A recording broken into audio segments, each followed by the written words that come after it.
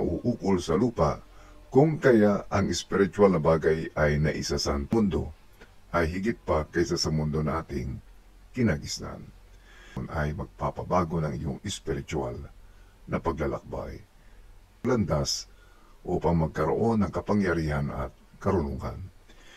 At napakalakas ng mga pwersang humahadlang sa iyo.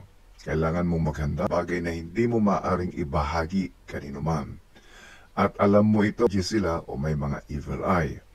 May ilang mga tao na gagamitin ka dahil hindi nauukol sa mga pinili ang maging mayabang at madaldal. Mas maiingatan mo ang iyong sarili at ang iyong kaluluwa. Gamitin.